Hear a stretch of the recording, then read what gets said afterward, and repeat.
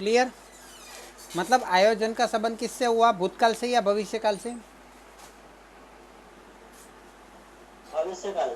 है ना, कि जो हुआ नहीं है उसके साथ मतलब उसका संबंध है, और उसके साथ संबंध है तो ज़्यादा तकलीफ है। जो हो चुका है उसके बारे में बताना है तो कोई भी बता दे, लेकिन जो होने वाला है उसके बारे में बताना है तो ये तो थोड़ा मुश्किल वाला है।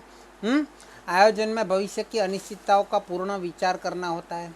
तत्पश्चात इस संबंध के इस संबंध में पूर्ण विचारणा और धारणा की जाती है ना। पहले से धारणा करनी पड़ती है कि ऐसा हो सकता है, तो कल्पना करनी पड़ती है कि ऐसा होगा, तो अगर ये हुआ तो, अगर ऐसा बोलेंगे तो, अगर मैं ऐसा बोलूँगा तो वो वकील ऐसा सोचते हैं कि अगर सामने वाले ने ये आर्ग्यूमेंट रखा तो मुझे क्या करना है, अगर ये आर्ग्यूमेंट रखा तो क्या करना है। अलग अलग धारणाएं करनी पड़ती है, पूर्ण विचारणा करनी पड़ती है ना। प्री प्लान होना पड़ता है। संक्षेप में, भविष्य का वर्तमान में मूल्यांकन करना और इस संबंध में आवश्यक व्यवस्था करना, इस प्रकार आयोजन का भविष्य के साथ संबंध होता है। ठीक है, मैंने, हाँ बोलो। सर जरूरी थोड़ी है भविष्य का, भूतकाल से हमने सीखा उसके बाद ही भविष्य का थोड़ा देखते हैं ना, उसमें भी तो भविष्य के साथ मुझे जो काम करना है, जो कार्य करना है, वो कब करना है, भविष्य में करना है कि भूतकाल में?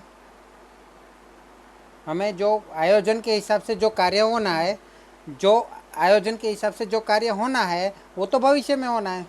तो आयोजन का सीधा संबंध भविष्य के साथ है। हाँ, वो भविष्य के साथ जिसका संबंध है आयोजन का, वो आयोजन करने के लिए भूतकाल की मतलब भूतकाल की क्या बोलते हैं उसको, गुजराती में माहिती और हिंदी में सूचनाएं, है ना। भूतकाल की सूचनाओं का, जानकारियों का उपयोग करना पड़ता है ना। और ये आयोजन वर्तमान में किया जाता है।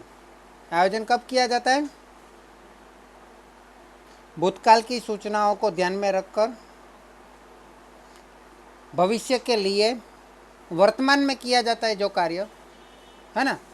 भविष्य के लिए करना है, वर्तमान में करना है, लेकिन किसका उपयोग करके? भूतकाल की सूचनाओं का उपयोग करके।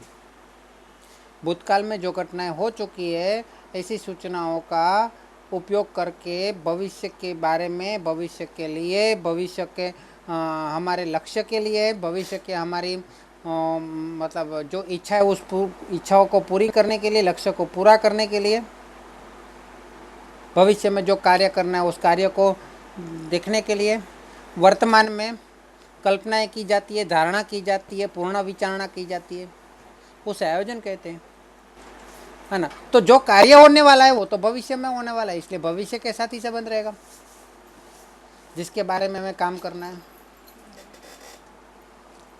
सतत प्रक्रिया, आयोजन सतत तथा निरंतर, मैंने कल ही बोला था, मतलब कि आयोजन जो है, एक बार मैंने पहला कदम उठा लिया, आयोजन पहला कदम में मैंने बोला था, है ना। संचालन के कार्यों में पहला स्टेप है, तो पहला स्टेप खत्म हो जाएगा क्या, तो बाद में दूसरा मतलब दूसरा स्टेप आएगा तब पहला स्टेप नहीं होगा क्या?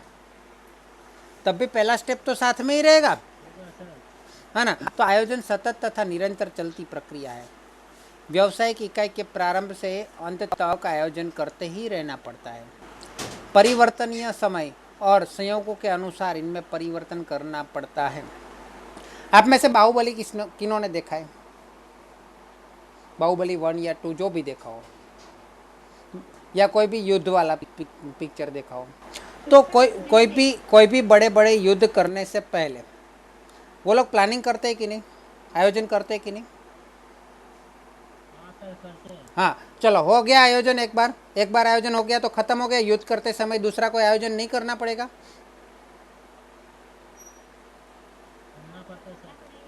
तो एक बार हो गया तो वापस क्यों करना पड़ेगा भाई?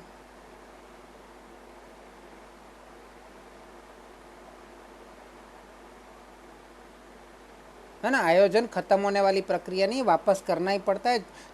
एक बड़ा आयोजन हमने किया है युद्ध के लिए, है ना, लेकिन बड़े आयोजन में कुछ उस आयोजन के हिसाब से उस व्यू मतलब वो जो हमने आयोजन की बनाया है ना, उसके हिसाब से हमने व्यू रचना बनाया है ना। तो व्यू तो उन्होंने बनाया, लेकिन ज़रूरी है कि वहाँ पे वो व्यू के अनुसार ही काम होगा? युद्ध में कुछ भी हो सकता है, पूरा परिवर्तन हो सकता है। तो उस हिसाब से अपने को क्या करना है, व्यू को बदल देना है, अपने व्यू को बदल देना है ना। तो आयोजन मतलब आयोजन के हिसाब से व्यू बदला जा सकता है ना। तो आयोजन व्यू जो व्यू रचना है वो आयोजन का एक भाग है, ठीक है। तो सतत प्रक्रिया है, आयोजन करते ही रहना पड़ता है, परिवर्तनीय समय और संयोगों के अनुसार इनमें परिवर्तन करना पड़ता है। ये ध्येय लक्ष्य प्रवृत्ति, वो तो पहले लिखना चाहिए भाई, ध्येय प्राप्त करने के लिए आयोजन करते हैं, सबसे पहला पॉइंट ये होना चाहिए, क्योंकि आयोजन करते ही ध्येय के लिए है ना। ऐसे ही तो नहीं आयोजन करते, चल आज थोड़ा मतलब मज़ा आ रहा है, चल तो आज थोड़ा खुशी का माहौल है, थोड़ा आयोजन कर लेते हैं, ऐसा होता है? हाँ, चलो आज मन हो गया, थोड़ा आयोजन कर लेते हैं पढ़ाई के बारे में, ऐसा होता है?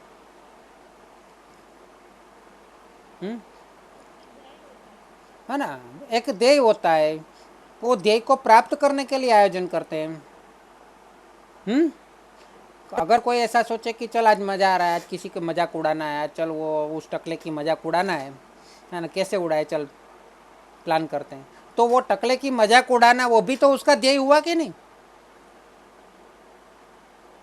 तो छोटा भी हो सकता है आयोजन, बड़ा भी हो सकता है आयोजन, सूक्ष्म समय के लिए भी हो सकता है, अति लंबे समय के लिए, दीर्घकालीन समय के लिए भी हो सकता है। जब जो लोग फाइटिंग करते हैं, कुश्ती खेलते हैं या कराटे खेलते हैं या मार्शल आर्ट करते हैं, उसके लिए छोटे छोटे आयोजन करने पड़ते हैं, पर लड़ते लड़ते आयोजन करना पड़ता है कि इसके बाद मैं क्या मारूँ, कैसे फाइट करूँगा, कैसे। जो खेल खेलते हैं, कबड्डी खेलते हैं, तो उन लोगों को तत्काल आयोजन करना पड़ता है, छोटे छोटे समय के लिए आयोजन करना पड़ता है ना। लेकिन वो खेलना स्टार्ट करे उसके पहले भी तो एक बड़ा आयोजन करना पड़ता है कि सामने वाले खिलाड़ी कौन है, कहाँ से आ रहे हैं, उसकी कौन सी तकनीक है, वो सब देख के वो बड़ा आयोजन भी पहले करना पड़ता है। उसके बाद जब मैदान में उतर जाते हैं तब छोटे छोटे सूक्ष्म आयोजन करने पड़ते हैं, है ना। लेकिन वो सूक्ष्म आयोजन हो या बड़ा आयोजन हो, सबका ध्येय तो होता ही है ना।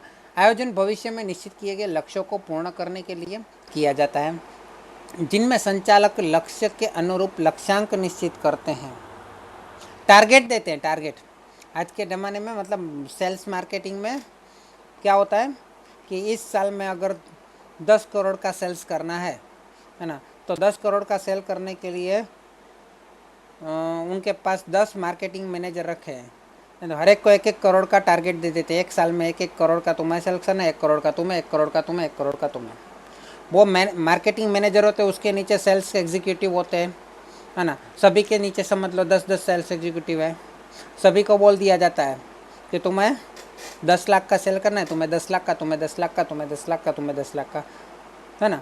तो वो सभी सेल्स एग्जीक्यूटिव जो होते हैं वो अपने नीचे अपने सेल्समैन रखते हैं, और एक को बोल दीजिए भाई तुम्हें 1 लाख का सेल करना है, तुम्हें 1 लाख का, तुम्हें 1 लाख का, तो वो सेल्समैन होते हैं, वो 1-1 लाख का टारगेट रखते हैं। हाँ, ऐसा नहीं होता है 1-1 लाख का, उसको 10 लाख का करना है तो वो 1-1 लाख का टारगेट नहीं देगा, वो 1.5 लाख का टारगेट देगा 10 जनों को।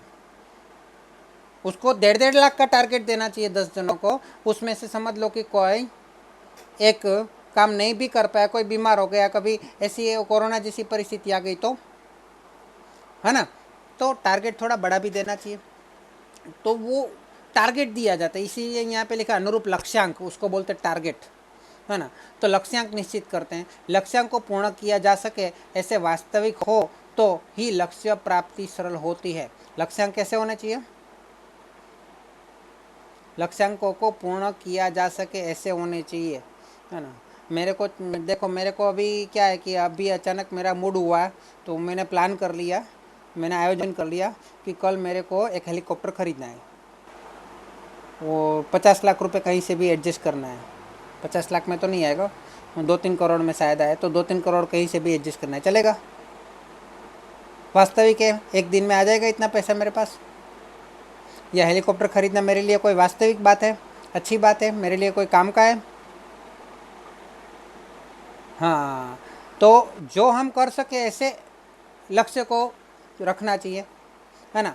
जैसे कि कोई कोई विद्यार्थी को मतलब उसको क्षमता नहीं होती 10वीं कक्षा में 80 या 90% लाने की, लेकिन उसको बोल दिया जाता है 80% टारगेट रखो, टारगेट ऊंचा रखो। अरे भाई, ऊंचा टारगेट मतलब इस प्रकार का ऊंचा नहीं रखना है कि जो उसकी कल्पना से भी बाहर हो, उसके अंदर बिलीफ सिस्टम को तो वो खुद तो अपने आप पे भरोसा कर सकना चाहिए कि हाँ मैं 80% ला पाऊंगा।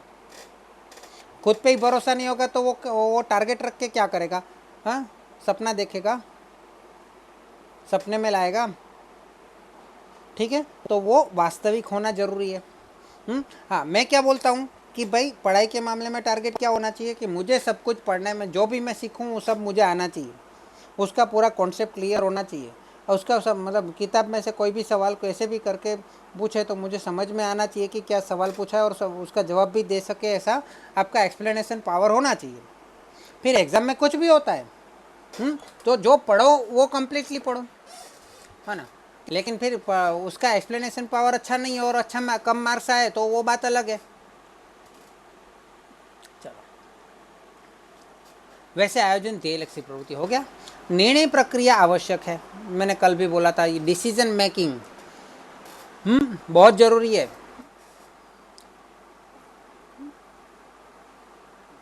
बहुत ही जरूरी है डिसीजन लेना। बहुत सारे विकल्प हमारे सामने बहुत जगह पे होते हैं, है ना। और बहुत सारे विकल्प होते हैं, उसमें से अगर आप कोई विकल्प को चूज ना कर पाओ, सिलेक्ट ना कर पाओ कोई एक विकल्प को, तो परेशानी हो जाएगी। डिसीजन तो लेना पड़ेगा, है ना। अगर आपको दो सिमिलर चीज़ें दे दी जाए आपके सामने, है ना, तो क्या करोगे? उसमें से कोई एक पसंद करना है। सिमिलर मतलब सिमिलर नहीं है, दोनों समान नहीं है ना, लेकिन एक के अंदर कुछ फ़ायदा है, दूसरा नुकसान भी है, और दूसरे के अंदर जो मतलब दूसरे फायदे और दूसरी कोई मर्यादा है ना। लेकिन दोनों की अगर तुलना करी जाए तो आपके लिए तो दोनों ही काम का है, लेकिन दो में से एक ही लेना है तो आप क्या करोगे, है ना।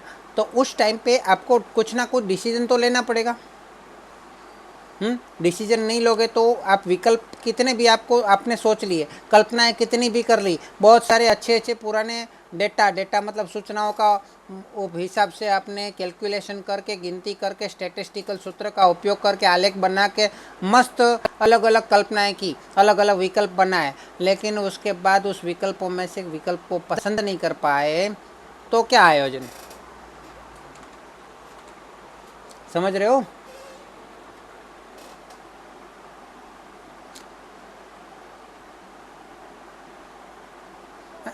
बोलो। मैं क्या बोल रही हूँ कि अगर डिसीजन मान लीजिए कि डेटा के हिसाब से ऐसे उन्होंने गलती लिया गया तो हमको हाथ पे हाथ रख के थोड़ी बैठना चाहिए, हमें हाथ रख के बोलना चाहिए ना कि तुमने लिया है गलत लिया है तो उसको माफ हाँ, कर दो। वो बात अलग है। वो एक बार डिसीजन ले लिया, गलत हो गया, है ना। अगर गलत डिसीजन ले लिया, उसका गलत परिणाम आ गया, और गलत परिणाम आने के बाद या परिणाम अभी आना बाकी है ना, लेकिन हमें पता चल गया कि हमने जो डिसीजन लिया था वो गलत है ना। तो पहली बात तो उसका अफसोस नहीं करना चाहिए, पहली बात तो उसका अफसोस नहीं करना चाहिए, है ना। दूसरी बात, अगर उस गलती को सुधारा जा सके तो उसके लिए कोशिश करनी चाहिए। अच्छा, सुधारा नहीं जा सकता है तो कोई बात नहीं, अभी उस चीज़ को ही भूल जाओ। अभी आगे क्या हो सकता है, अभी आगे आपके पास जो जितने विकल्प और मौजूद हैं लाइफ में, या जो भी है आपके लक्ष्य के लिए, बाकी के जो विकल्प है उसमें से किसी एक को पसंद करने में, उसमें से अच्छे विकल्प को पसंद करने की कोशिश करो। लेकिन अगर बार बार बार बार बहुत बार आप विकल्प को चुनने में असफल हो जाओगे तो धीरे धीरे आपकी डिसीजन मेकिंग पावर कम होता जाएगा। धीरे धीरे आपको क्या होगा कि अरे मेरे से तो हर बार गलती ही होती है, मेरे से तो हर बार गलती होती है, हर बार मैं गलत ही चूज़ करती हूँ, सिलेक्ट करती हूँ या करता हूँ। ठीक है ना। तो ऐसा हिम्मत नहीं हारना है। 10 बार अगर आपने गलती की तो हो सकता है 11वीं बार सही हो जाए, है ना। आप ऐसा मानते हो कि जितनी बार आपकी गलती होती है उतना आप और कमज़ोर होते जाते हो, लेकिन ऐसा नहीं है। अगर आपको 10 चीज़ में से एक का चुनाव करने को बोला तो आपने गलत चुन लिया, उसके बाद न बाकी कितनी बची चीज़ें? 9। तो 9 में से एक को चुनना है तो वापस गलत चुन लिया, बाकी कितनी बचे? 8। 8 में से एक को चुनना है तो आपने गलत चुन लिया, बाकी कितना बचा? 7। तो धीरे धीरे सही आने की संभावना बढ़ती जाएगी कि कम होती जाएगी? बढ़ेगी ना। लेकिन क्यों लोग क्या सोचते हैं कि भाई पहली बार गलत, 2 बार 3 बार 4 बार गलत कर दिया मैंने, आगे तो गलत ही जाने वाला है। ऐसा नेगेटिव सोच रख के लोग डिसीजन नहीं ले पाते हैं, है ना। तो डिसीजन लेना बहुत ही ज़रूरी है। और डिसीजन में क्या होता है कि खास करके मैंने मतलब हम सब सुनते आ रहे हैं कि भाई औरतें जब सामने बहुत सारी मतलब बहुत सारी कपड़े की दुकान पे जाते हैं तो बहुत सारे कपड़े अगर सामने रख दिए जाते हैं तो उसके लिए डिसीजन लेना मुश्किल हो जाता है। 2 3 5 घंटा लगा देते हैं लेकिन डिसीजन नहीं ले पाते औरतें, है ना। ऐसा सुना है ना। तो वो तो उसके कपड़े की बात है, वो बात मतलब नॉर्मल हो गई। तो डिसीजन हमें जो हमारा लक्ष्य है वो लक्ष्य को प्राप्त करने के लिए डिसीजन लेना है। और डिसीजन लेने में भी सालों नहीं निकाल देने हैं, है ना। लक्ष्य को भी कुछ समय के अंदर हमें प्राप्त करना है। लक्ष्य का भी एक समय मर्यादा होती है कि 1 साल के अंदर अंदर हमें कुछ प्राप्त करना है, कुछ नंबर प्राप्त करना है ना। वो नंबर पैसे का भी हो सकता है, बिक्री का भी हो सकता है, वो नंबर खरीदी का भी हो सकता है, वो नंबर उत्पादन का भी हो सकता है, वो नंबर मुनाफे का भी हो सकता है, मतलब लाभ का। वो नंबर सफलता का मतलब जैसे कि आपकी शेयर की कीमत का भी हो सकता है, आपकी कंपनी के शेयर की, है ना। तो वो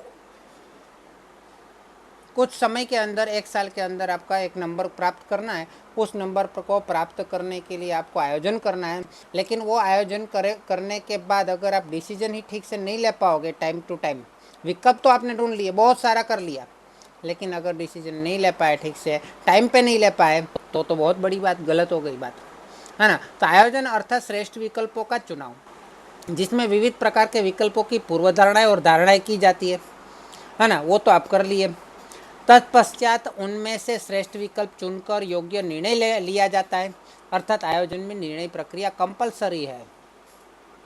हाँ, आयोजन की परिभाषा में पहला स्टेप विकल्प, दूसरा चुनाव, तीसरा बोले सुने चुनाव तो बाद में आएगा, पहले धारणाएं करने के बाद चुनाव करना है। लेकिन चुनाव करते समय निर्णय लेना पड़ता है, वहीं मार खा जाते हैं। ये भी सही लगता है, वो भी सही लगता है, दोनों में से करे क्या। एग्ज़ाम में आपके पास होता है एक मतलब 2 सवाल पूछते हैं, दाखला हो सवाल हो कुछ भी हो, अथवा में पूछे जाते हैं, एक के अथवा में दूसरा, है ना। अभी दोनों ही सवाल आपको आते हैं लेकिन दोनों ही आधे आधे आते हैं, क्या करोगे। वहाँ पे डिसीजन लेने में प्रॉब्लम होता है, ये करो कि वो करो, वो भी आता है ये भी आता है लेकिन दोनों आधे आधे आते हैं, क्या करोगे, प्रॉब्लम में पड़ गए। जब भी विकल्प आता है डिसीजन, हाँ हाँ यही तो कंफ्यूज हो रहे हो ना कि दोनों ही अच्छे से आ रहा है ऐसा लग रहा है, लेकिन दोनों में थोड़ी थोड़ी पॉइंट नहीं आ रहे, अब क्या करोगे, है ना। तो यहाँ पे प्रॉब्लम होता है। जब विकल्प आता है तो कन्फ्यूज़न होना है, कन्फ्यूज़ हो गए मतलब डिसीजन नहीं ले सकते।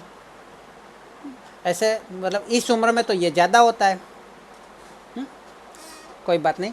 आयोजन महत्वपूर्ण और भविष्य की रूपरेखा है। कोई भी क्षेत्र हो आयोजन आवश्यक होता है।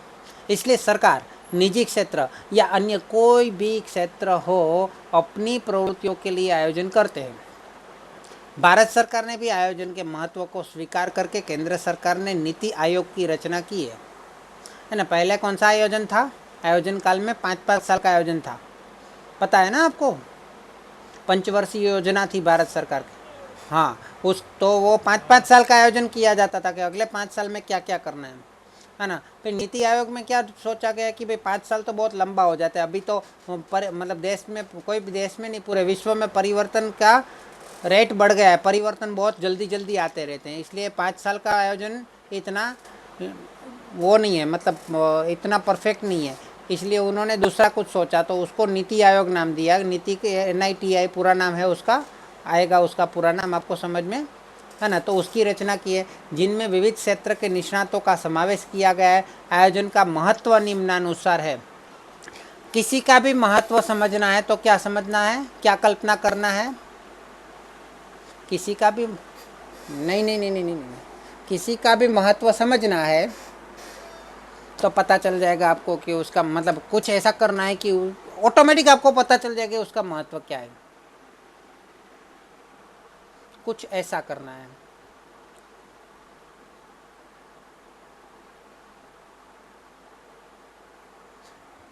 समझ लो अगर आपके पास मोबाइल नहीं होता तो मोबाइल का महत्व समझ में आता। किसी भी चीज़ की अनुपस्थिति मतलब गैर हाजिरी, तो एब्सेंटनेस है ना, उसकी वजह से आपको उस चीज़ का महत्व पता चलता है, उसकी कद्र होती है। तो बहुत सारे लोग अपनी लाइफ में आयोजन नहीं करते हैं, है ना। जैसे यहाँ पे तो बिजनेस के आयोजन की बात हो रही है, लेकिन हमें अपनी लाइफ का भी आयोजन करना ज़रूरी है।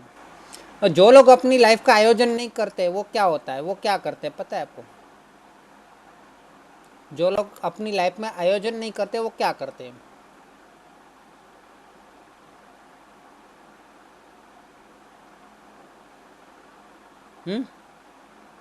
पता है आपको?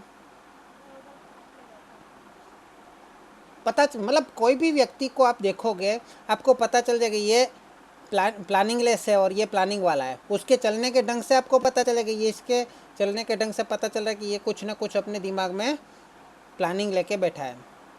और ये दूसरा व्यक्ति जो मोबाइल में गेम खेलता रहता हो, दोस्तों के साथ मजाक उड़ाता रहता हो, दोस्तों के साथ घूमता रहता हो, ऐसे व्यक्ति का बारे में आप क्या बोलोगे?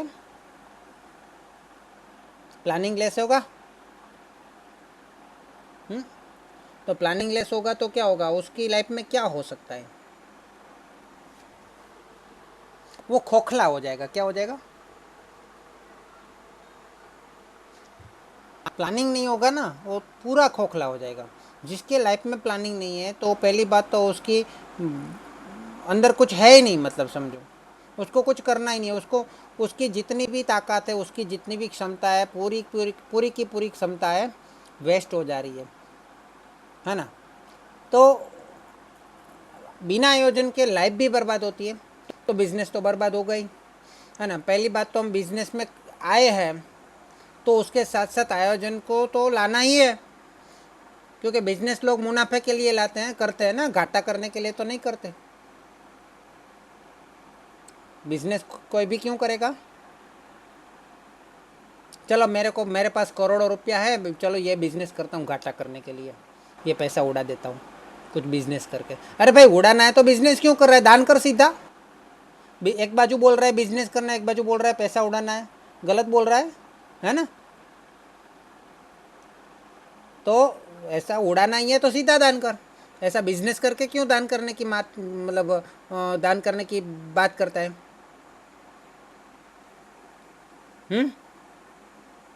तो उसको क्या बोलने का कि भाई तू बिजनेस नहीं कर रहा है, तू दान कर रहा है।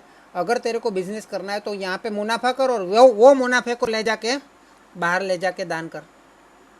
तो कोई भी बिजनेस शब्द आया, इसका अर्थ ये हुआ कि भाई उसको व्यवसाय कर रहा है, धंधा कर रहा है, तो उसका एक लक्ष्य है। और लक्ष्य क्या होता है? कोई भी बिजनेस करने का पहला लक्ष्य क्या होता है? सबसे पहला लक्ष्य दान करना होता है। उसके बाद अन्य लक्ष्य होते हैं, गौण लक्ष्य होते हैं, मुख्य लक्ष्य तो दान नहीं, क्या होता है, लाभ कमाना होता है। तो पहला लक्ष्य तो लाभ कमाना होता है, लेकिन दूसरा या गौण लक्ष्य हो सकता है कि समाज की सेवा करना। तो पहले लाभ कमाएंगे तब समाज की सेवा करेंगे ना। तो लाभ कमाना पहला लक्ष्य होता है। तो लक्ष्य है तो लक्ष्य के साथ ही जुड़ा हुआ शब्द हो जाएगा प्लानिंग, आयोजन, क्योंकि लक्ष्य भविष्य के लिए होता है। और भविष्य के लिए होता है तो भविष्य के लिए भविष्य की अनिश्चितताओं को तो कम तो करना ही पड़ेगा, तब जाके हम लक्ष्य पे पहुंचेंगे ना। लक्ष्य हमने एक टारगेट चूज कर लिया है ना, लेकिन आपका टारगेट, आपने कोई टारगेट चूज कर लिया, यहाँ पे आपका टारगेट है ना, लेकिन बिना आयोजन के क्या होगा? बिना आयोजन के आप यहाँ पे पहुँच सकते हो, यहाँ पे पहुँच जाओगे, यहाँ पे पहुँच जाओगे, यहाँ पे पहुँच जाओगे, यहाँ पे कहीं पे भी पहुँच जाओगे, है ना। लक्ष्य भले आपके सामने है, लेकिन बिना आयोजन के आप कहीं पे भी पहुँच जाओगे, है ना। लेकिन आयोजन, थोड़ा अच्छा आयोजन करोगे तो थोड़ा नज़दीक पहुँचोगे, थोड़ा और अच्छा आयोजन करोगे तो और थोड़ा नज़दीक पहुँचोगे, थोड़ा और अच्छा आयोजन करोगे तो थोड़ा और नज़दीक पहुँचोगे। भले ही एकदम जहाँ पे लक्ष्य वहाँ पे ना पहुँच पाए, लेकिन जितना अच्छा आयोजन होगा उतना ही अच्छा आपका लक्ष्य सिद्धि के भी नज़दीक आप पहुँच सकते हो, ठीक है। लेकिन आयोजन नहीं करेंगे तो कहीं पे भी पहुंच जाएंगे बिना आयोजन के। तो वो अनिश्चितता है, कम भी हो सकता है लाभ, ज़्यादा भी हो सकता है, लेकिन वो ज़्यादा हुआ लाभ भी अनिश्चित है, कम हुआ लाभ भी अनिश्चित है। इससे तो अच्छा है जुआ खेल लो, इससे तो अच्छा है जुआ खेल लो, है ना। और जुआ में क्या हो, लाभ बहुत फ़ायदा भी हो सकता है, बहुत नुकसान भी हो सकता है ना। शेयर मार्केट में लोग सट्टा मतलब जुए की तरह भी लोग खेलने आते हैं, और कुछ लोग शेयर मार्केट में प्लानिंग के साथ काम करते हैं, तो वो लोग क्या करते हैं, बहुत लाभ के बहुत नज़दीक पहुंचते हैं। उसको पता होगा कि भाई मेरे को लाभ कितना हो सकता है या नुकसान कितना हो सकता है, वो भी उसको पता। आयोजन के साथ अगर उसको नुकसान भी हो रहा है तो उसका आयोजन होता है कि मेरे को इससे ज़्यादा नुकसान नहीं होने वाला, है ना। और आयोजन करता है कि भाई लाभ होगा तो इससे मतलब इतने तक तो लाभ होगा ही नहीं, हाँ नुकसान होगा तो इससे ज़्यादा नुकसान नहीं होने वाला, तो उसकी अनिश्चितताओं को वो कम कर सकता है आयोजन के साथ। लेकिन आयोजन नहीं होगा तो उसका शायद हो सकता है उसका लाभ बहुत ज़्यादा हो जाए, अचानक किसी का नसीब लग जाए, है ना। लेकिन किसी दूसरे का हानि भी हो सकता है बिना आयोजन के, हो सकता है ना। तो आयोजन अगर नहीं करता है कोई, तो हम समझ सकते हैं कि पहली बात तो उसका लक्ष्य ही नहीं है, पहली बात तो वो बिजनेस ही नहीं कर रहा है, ऐसा हम सोच सकते हैं, है ना। लेकिन बिजनेस के साथ साथ होने वाली कोई भी क्रियाएं नहीं हो सकती उससे, हाँ, क्योंकि आयोजन नहीं होगा तो अंकुश किसके ऊपर रखेगा, कंट्रोल किसके ऊपर रखा। मैंने आयोजन कर लिया कि मतलब मैंने आयोजन किया कि मेरे को 5 लाख का टारगेट चाहिए, टारगेट अचीव करना है, हाँ, या मैंने आयोजन किया उसी हिसाब से मुझे रोज़ 12 घंटे पढ़ना है, पढ़ाई करना है ना। आयोजन करिए। अभी मैं सोच रहा हूँ कि भाई मैंने गिनती किया 2-3 दिन 4 दिन एक हफ्ता मैंने पढ़ाई चालू किया, तो पहले दिन 12 घंटे किया, दूसरे दिन 11 घंटे, तीसरे दिन 12 घंटे, चौथे दिन 10 घंटे, वापस 11 घंटे, तो 7 दिन का मैंने एवरेज निकाला, तो पता चला मैं 11 घंटे ही पढ़ाई कर रहा हूँ, है ना। तो मेरे को क्या करना चाहिए, ये 1 घंटा कहाँ पे कम हो रहा है, वो कम जहाँ पे हो रहा है वहाँ पे मेरे को और कहाँ से मैं 1 घंटा निकाल सकता हूँ पढ़ने के लिए, वो मेरे को निकालना चाहिए। उस चीज़ को बोलेंगे अंकुश। क्या बोलेंगे, अंकुश मतलब कि कंट्रोल। लेकिन मैंने ये 12 घंटे पढ़ाई का आयोजन ही नहीं किया होता तो ये मैं एवरेज निकालता, तो मैं अंकुश करता अपने आप पे, नहीं कर सकता था। आयोजन नहीं होगा तो संचालन के दूसरे कोई भी कार्य नहीं होगा। संचालन के दूसरे कार्य जैसे कि व्यवस्था तंत्र कैसे होगा, कर्मचारियों को कैसे रखेंगे, ऐसे ही भाई कल से आप लोग आ जाना जॉब पे।